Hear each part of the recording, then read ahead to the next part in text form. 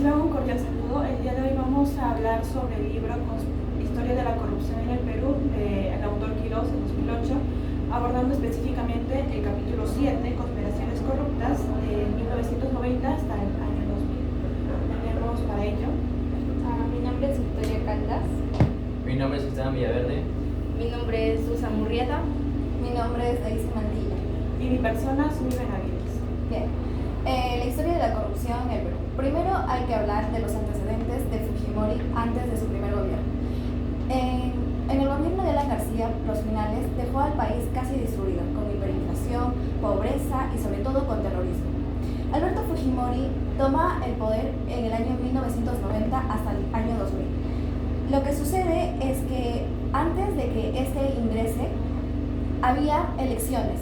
Uno estaba Mario Vargas Llosa, quien estaba por el Movimiento Libertad, y el Cambio 90, que era de Fujimori. Cuando Fujimori ganó las elecciones, Mario Vargas Llosa denunció públicamente de que hubo fraude. Las medidas principales y las que más se ve de cómo se contradice en sus debates es el shock. Cuando él estaba en sus debates con Mario Vargas Llosa decía no al shock, pero cuando comenzó su año de gobierno, en el primer momento y lo primero que hizo fue el Fujishock.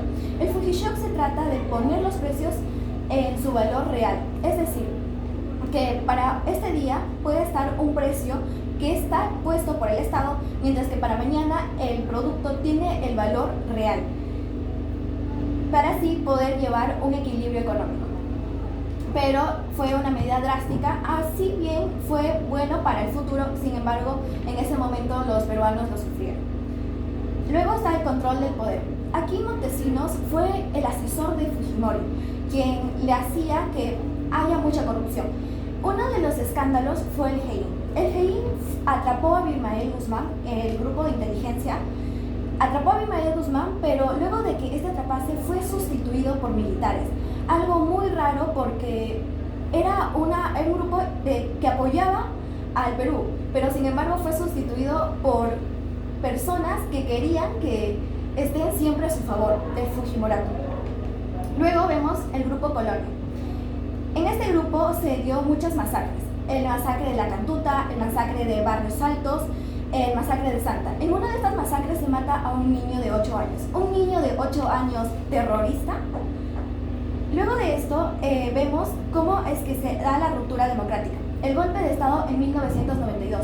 En 1993 se crea la constitución que da Fujimori, su primera. Y en esta se ve que el Congreso deja de ser bicameral para ser unicameral.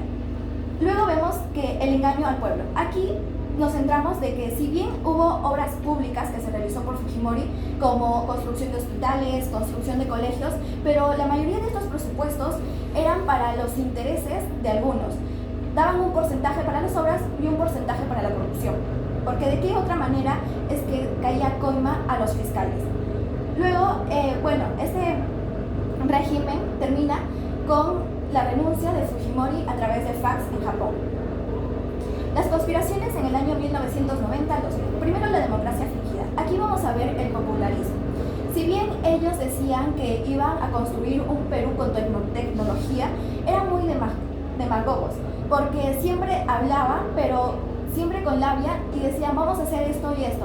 Al final siempre votaban por él, pero nunca cumplía con lo que realmente quería, o cumplía pero manipuladamente. Luego vemos el poder del CIN y Montesinos. El CIN y Montesinos fueron los grupos militares que ayudaban a que se pueda comprar a los fiscales, a los policías. Persona funcionaria pública que no quería estar a favor de Fujimori, le daban su carta de renuncia. Las encuestas manipuladas. Aquí hay un caso escandaloso. Primero, si bien la Constitución fue aprobada por el 52% de la población, en donde solamente votó el 70% de la población, ahí era jefe de la OMP, Fernando Tuesta Soldevilla. Él declara de que todas estas encuestas fueron manipuladas y hubo fraude, por lo cual decide renunciar.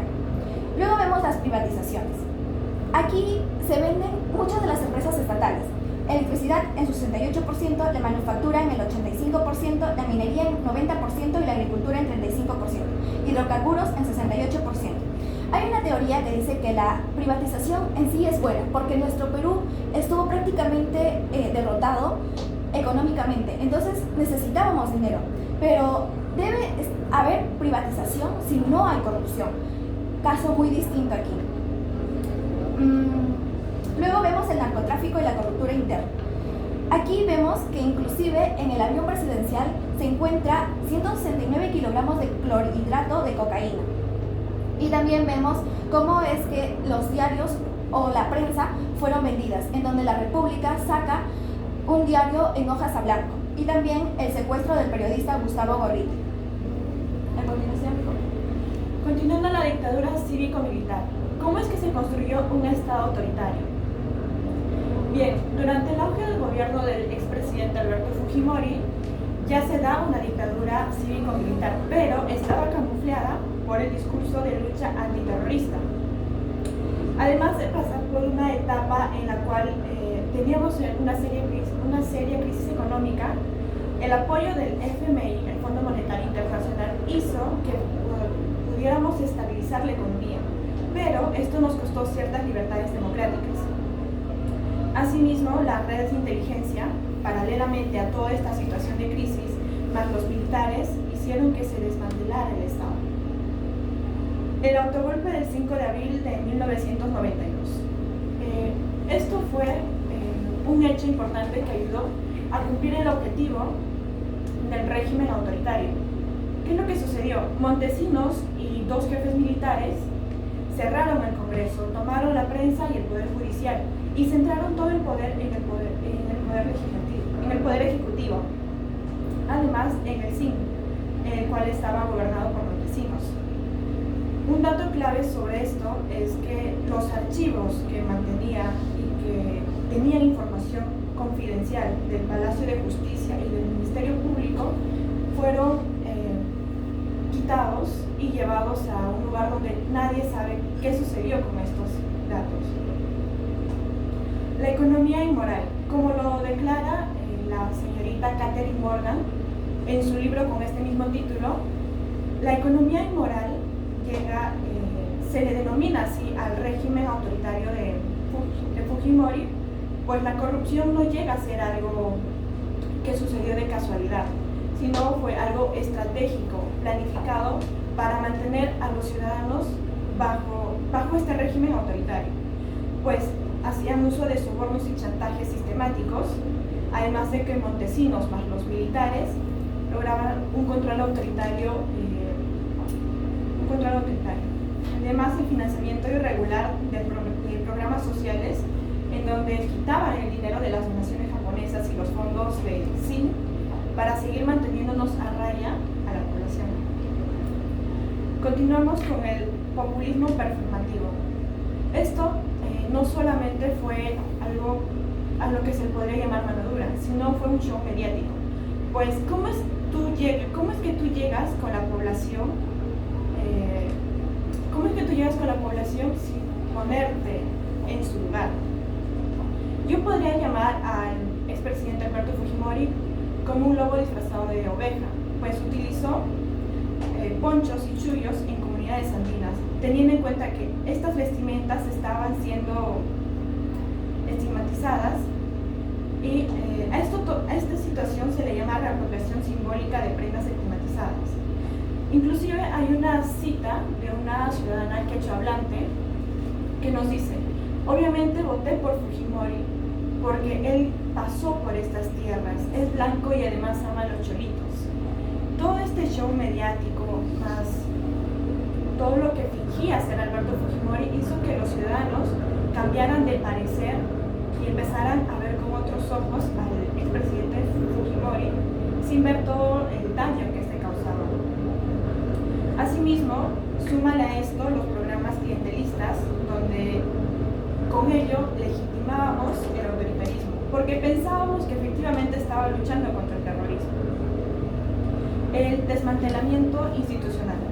En el Poder Judicial, jueces independentistas fueron removidos y en su lugar se pusieron a dos personas que eran fieles al régimen autoritario, como es el caso de Serpa Segura, que ocupó el lugar en la Corte Suprema, y Blanca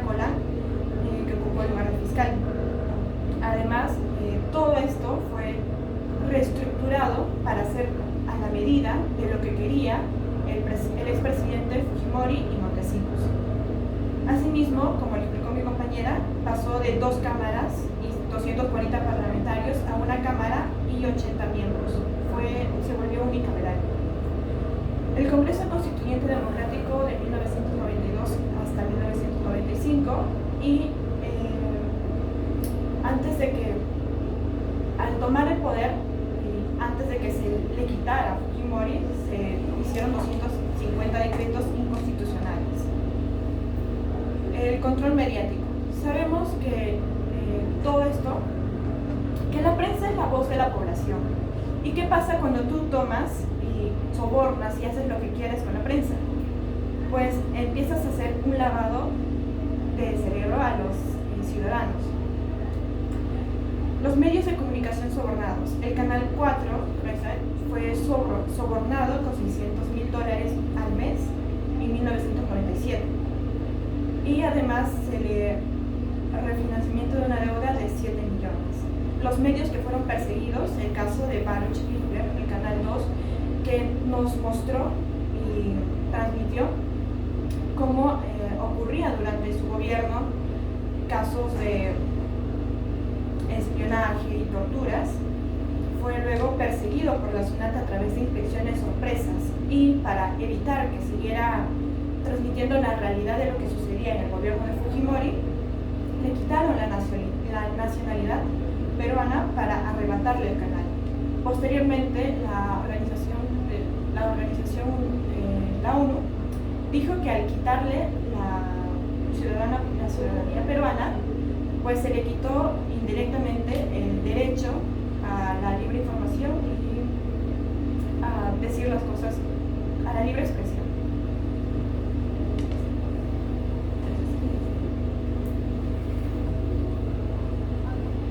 Bien, a mí me corresponde hablar sobre algo muy importante que se ha tenido en cuenta en el gobierno de Fujimori, que viene a ser las corruptelas militares. ¿Cómo esto va a influir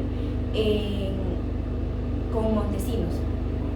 Vladimiro Montesinos, a través del Servicio de la Inteligencia Nacional, creó una red paralela del cual involucró a las Fuerzas Armadas mediante sobornos, control político y vigilancia.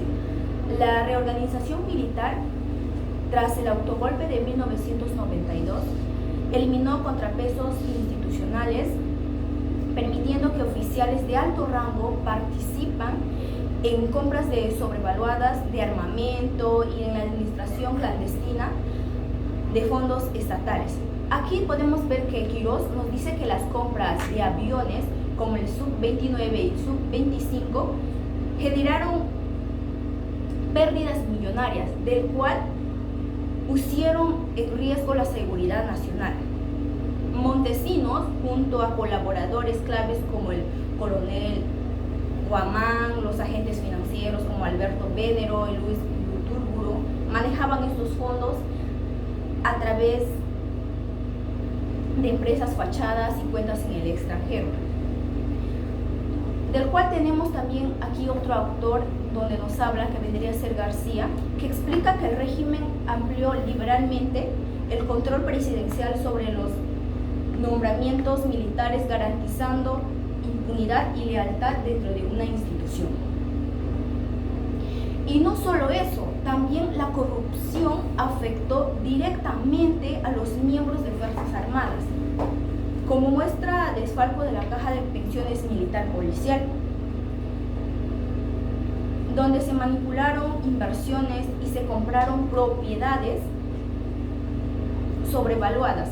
Montesinos también fue parte de ello, fue parte de coimas de un fondo de contingencia, integrando intereses políticos, militares y financieros en un esquema estructurado del cual comprometió gravemente a la institucionalidad democrática del país.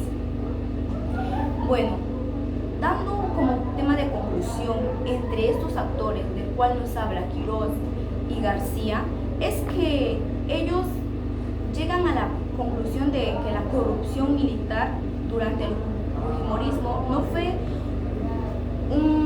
un proyecto, no ha sido un hecho aislado, sino más bien un proyecto sistemático, cuidadosamente diseñado para consolidar el poder político y enriquecer ilícitamente a Montesinos, sus socios militares y aliados políticos. Hablemos sobre otro punto también muy importante que debemos darnos a conocer, que vendría a ser sobre el narcotráfico. Cómo esto va a influir por estos medios. El narcotráfico tuvo un impacto muy fuerte en el debilitamiento del Estado peruano durante el gobierno de Fujimori, principalmente la relación entre que Vladimiro Montesinos tuvo durante el gobierno. Vladimiro Montesinos, altos mandatos militares y grupos criminales. Montesinos protegía a los narcotraficantes mediante acuerdos clandestinos y coordinaba a oficiales militares, debilitando la credibilidad así de las Fuerzas Armadas. Con la reorganización del Ministerio del Interior de 1990, la creación de divisiones antidrogas se beneficiaban de sobornos de los traficantes. Caso muy primordial, o lo que se llama sabiendo bien de ser, vendría a ser sobre los grupos de camellos, así como también el Vaticano, del cual esto se veía plenamente, donde militares por medio de aviones traficaban drogas, llevaban, y entonces eso como que se veía, ¿no? El estado de corrupción se combinó con la lucha antiterrorista porque los operativos militares buscaban controlar regiones con presencia de Sendero Luminoso y el mar, pero también aprovechaban para luchar con el narcotráfico. A través de esto se pudo tener consecuencias gravemente, fueron algo profundas, que se creó un ambiente de impunidad, del cual debilitó los controles institucionales y permitió que las economías criminales crecieran, afectando así la estabilidad política y social del país, y contribuyeron a la caída del régimen. Bueno, mi compañera les va a explicar al respecto. Bueno, yo les voy a hablar sobre la red de corrupción y el sector privado. Primeramente conozcamos a las dos cabezas que estaban al mando de esta red de corrupción. El ya muy conocido por todos Alberto Fujimori y su brazo operativo, el que desde las sombras tejía y operaba toda la vasta red de corrupción, Vladimiro Montesinos. Para entender un poco el alcance y el poder y los beneficios que tenían los integrantes de esta red de corrupción, me centraré en tres elementos: los empresarios, los medios de comunicación y las privatizaciones. Empresarios como Dionisio Romero recibían protección judicial y apoyo regulatorio para todos los intereses de su grupo empresarial, o como Andrónico Luksic recibió una decisión judicial favorable a cambio de un pago de $2 millones. Canales de comunicación como Canal N y Panamericana fueron compradas para imponer una narrativa pro Fujimori y atacar a la oposición. Específicamente, Canal N recibía un pago mensual de $600.000 y Panamericana cerró un trato con Montesinos de aproximadamente $12 millones, vendiendo, por decirlo así, la línea editorial para que ésta impulse la reelección de Fujimori y ataque a los críticos. Y finalizando con las privatizaciones. Estas fueron presentadas como modernización, pero se terminaron convirtiendo en un botín, como la empresa estatal de seguros Popular y Porvenir, que originalmente pertenecía al Estado, pero cuando fue privatizada, esta fue saqueada desde dentro por una red de directivos, funcionarios y altos mandos militares. Le doy paso a mi compañero. Bueno, todos nosotros como peruanos es necesario y fundamental conocer parte de la historia de nuestro país. Es por eso que yo voy a explicar el cómo se dio la caída del régimen de Fujimori y Montesinos. Durante los años 90, su red de poder logró controlar casi todas las instituciones del Estado. Sin embargo, los escándalos de corrupción a lo largo de este gobierno se fueron acumulando, hasta acabar poco a poco con la confianza que existía en la corrupción. Año tras año, durante el gobierno de este presidente, las denuncias iban en aumento. Denuncias tanto por violación de derechos humanos, compra de autoridades, manipulación electoral, abuso de autoridad. El punto más crítico de toda esta situación es cuando el gobierno trató de imponer una tercera reelección electoral, en beneficio claramente del expresidente Alberto Fujimori. Para hacerlo, claramente compraron a lo que son jueces, congresistas y hasta medios de comunicación, generando muchísimo más el rechazo social del que ya existía en nuestro país. A toda esta situación de escándalos se le sumaron muchos más, escándalos tanto como las cuentas secretas de Montesinos, el fraude masivo de firmas, el tráfico de armas destinado a la FARC. Cuando pensamos que ya no podía existir más corrupción en aquel entonces, es cuando el día 14 de septiembre del año 2000 fue difundido el primer Vladivideo, un video en el cual se ve a Montesinos entregando una fuerte suma de dinero, $15.000 específicamente, a un congresista del partido contrario, para que éste pudiera pasarse al oficialismo. Este video solamente evidenció lo que todos ya como ciudadanos sabíamos y la magnitud de corrupción que existía en aquel entonces. Cuando el gobierno trató de reaccionar, en sí ya era demasiado tarde. De por sí ya no tenía credibilidad.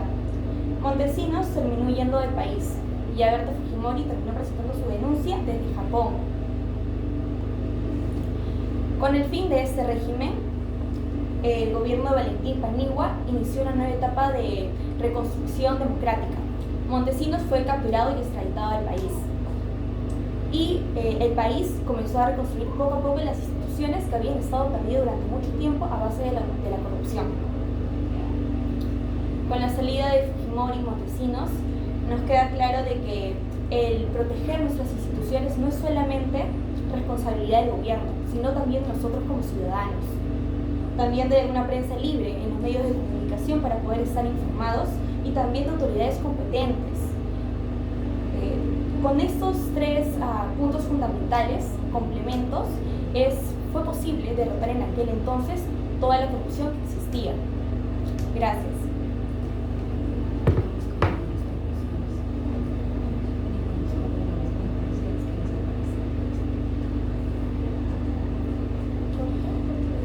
En conclusión, por parte de la dictadura cívico-militar, como se trató un poco en la exposición, afuera de haber sido una dictadura pensada meticulosamente y llevada a cabo estratégicamente por Montesinos y Fujimori, recalco la idea de que fue un show mediático, pues lo que quería al fin y al cabo el expresidente Fujimori era llegar al corazón, a la conciencia y hacer un lavado de cerebro a los ciudadanos, sobre todo a las personas que estaban en entornos rurales. Por ejemplo, el haber hecho uso de chullos y ponchos, prendas que han sido estigmatizadas y que, si tenemos en cuenta, durante esa época estaba el terrorismo y pues las personas que más sufrían daños eran justamente las personas que hacían uso de estas prendas porque era parte de su cultura. Y al llegar a tratar de ser parte de estos, es que las personas empezaron a tener una idea diferente de lo que en realidad hacía Fujimori. Y es así como nosotros, la población, empezó a legitimizar acciones que no debieron de haber sido legitimizadas, solo por querer buscar un ápice de esperanza o de que verdaderamente hay alguien que nos apoya y es como nosotros. Sí, un dato curioso también es que se cambió el INTI por el SOL. En la Constitución del 93 se ven nuevas reformas laborales, en donde va a haber reducción de indemnización y también flexibilidad en los contratos. Y como lo dijo Sigrid Bazán, no es odio, es memoria. Bien, a través de esta historia, del cual es muy importante saber reconocer qué ha pasado en esos tiempos de Fujimori, si bien es cierto, esto estaba involucrado con actos muy negativos, del cual dio como mala imagen ya a nuestro Perú. ¿Por qué? Porque tanto el narcotráfico, que hasta hoy en día persiste, es algo que ya dejó como marca, del cual nuestro país pudo haber estado involucrado en semejante, como se podría decir, algo grave, porque se sabe que cómo es posible que militares o montesinos va a estar respaldando a delincuentes, los narcotráficos, del cual a los jóvenes, a sociedades va a involucrar negativamente, del cual nosotros por ello debemos ser conscientes y meter conciencia a personas y dar ese voto a las personas que realmente se merece y que puede hacer un cambio para nuestro país. Bien, yo me quisiera centrar en que no solo los tres elementos en los cuales mencioné, los empresarios, los medios de comunicación, las privatizaciones, fueron los únicos que fueron beneficiadas y los cuales tenían el poder, ya que esta red de corrupción no es algo demasiado vasto, que no pude explayarme más en esta ocasión, pero en el libro hay un cuadro que lo explica Quirós, que es demasiado, literalmente muy vasto, sinceramente, y nos da a entender que el poder que tenía Fujimori era demasiado, que era muy poderoso, que tenía, pues que tenía muchas corrupciones. Muy aparte de que también, una disculpa, de que también dejó muy sucio el nombre del SIN, el Servicio de Inteligencia, ya que Vladimiro era un director, ex director. Muchas gracias. Bueno, es necesario reconocer el que de por sí nuestra historia de corrupción ya está marcada, ¿no? Tanto Fujimori como Montesinos son clave representantes de la corrupción que se vivió en el país, de las muertes que fueron provocadas, de los abusos de autoridad y de toda la corrupción en todos los sectores. Sin embargo, ya recae responsabilidad de nosotros como ciudadanos que estas cosas no vuelvan a suceder. Creo que dando principalmente un voto inteligente es posible que esto no vuelva a suceder, no volvamos a caer en la misma historia, ¿no? Es cierto que nosotros como personas jóvenes, no más de 20 años, no estuvimos en aquel momento, pues, ¿no? Cuando Fujimori tomó el gobierno. Sin embargo, podríamos caer, en todo caso, si no tomamos un voto consciente. Es por eso que toda esta mesa redonda también nos sirve para nosotros concientizarnos, averiguar mucho más del tema y también que nuestros compañeros también puedan entender la magnitud de corrupción que se vivió en aquel entonces, tomar un voto consciente, hablar a nuestros padres, conversar con ellos, qué fue lo que vivieron con nuestros abuelos, y que esta corrupción de por sí pueda acabar. Año tras año se han visto cada vez más actos de corrupción. Hubiera sido bueno que el gobierno de Fujimori hubiera acabado ahí la corrupción, sin embargo eso no es así. Desde el gobierno de Fujimori hasta hoy en día la corrupción se ha ido evidenciando, hasta incluso el último gobierno de Dina, que de por sí ya está marcado, ¿no? Entonces hay que dar un voto consciente, averiguar, y gracias a todos. Gracias.